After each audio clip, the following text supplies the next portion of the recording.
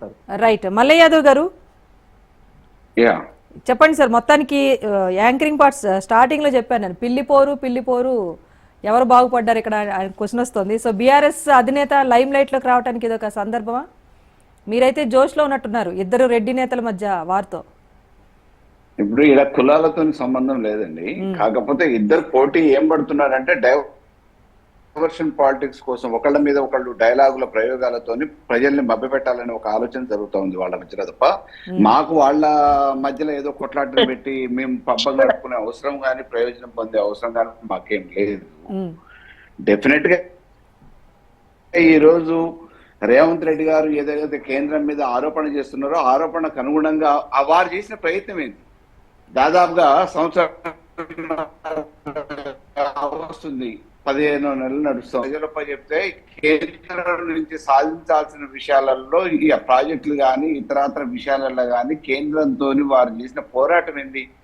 8 మంది ఎంపీల్ని గెలిపేయడానికి ఒక ముఖ్యమంత్రి హోదాలో ప్రచారం కూడా చేశారు. మేము గెలిపిస్తే కేంద్రంతో పోట్లాడి మా తెలంగాణ రాష్ట్రానికి అవి తీసుకొస్తాం ఇవి తీసుకొస్తాం, అధికార పార్టీగా రాష్ట్రంలో ఉన్న ప్రయోజనాలు కాపాడటానికి మాకు మద్దతుగా ఉండటానికి పార్లమెంట్ లో కొట్లాడటానికి 8 మందిని గెలిపియన్నారు.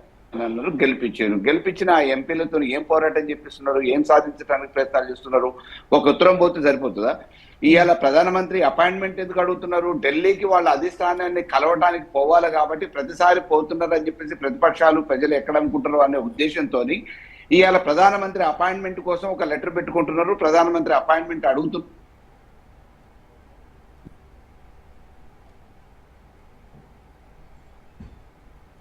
మల్లయ్య యాదవ్ గారు అని చెప్పేసి కలిసే ప్రయత్నం చేస్తున్నారు తప్ప కలిసి ఈ తెలంగాణ రాష్ట్రానికి కావాల్సిన ఇక్కడ ప్రజా సంఘాలను కలుపుకోండి, ప్రతిపక్షాలను కలుపుకోండి, అవసరమైతే కేంద్రంతో పోరాటం. సరే పోనీ ఇప్పుడు రేవంత్ రెడ్డి గారు అన్నట్టుగా రాస్తున్నారంటే ఏ విషయాలు కేంద్రం నుంచి రెడ్డి గారు రాస్తున్నారు అనేది కూడా చెప్పాలి కదా. మల్లయ్య యాదవ్ కేంద్రం నుంచి వచ్చే సాయం విషయంలో ఇప్పుడు రేవంత్ రెడ్డి గారు చేసిన ఆరోపణలు ఎలా ఉన్నా బీఆర్ఎస్ వర్షన్ ఏంటి? అసలు కేంద్రం నుంచి పూర్తి స్థాయి సాయం తెలంగాణ రాష్ట్రానికి అందుతోందని మీరు చెప్తారా? అందట్లేదని మేము ఎప్పుడో నెత్తినూరు బాదుకొని చెప్తూనే ఉన్నామండి. తెలంగాణ పట్ల వివక్ష అవలంబిస్తా ఉంది. 10 సంవత్సరాలుగా విభజన చట్టంలో ఉన్న హామీల్ని నెరవేర్చట్లేదు, కాలయాపన చేస్తుంది. ఇప్పటికీ నీటి విషయంలో వివక్ష జరుగుతూ ఉంది, వాటి విషయంలో పట్టించుకోవట్లేదు.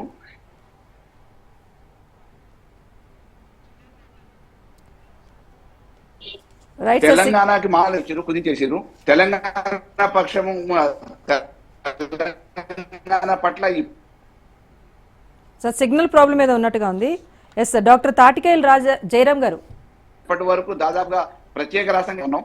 కేవలం మామూలుగా వేరే రాష్ట్రాలకు ఇచ్చేసి ఈ రోజు దేశాన్ని పోషిస్తున్న రాష్ట్రాలలో 4వ రాష్ట్రంగా తెలంగాణ ఉంది.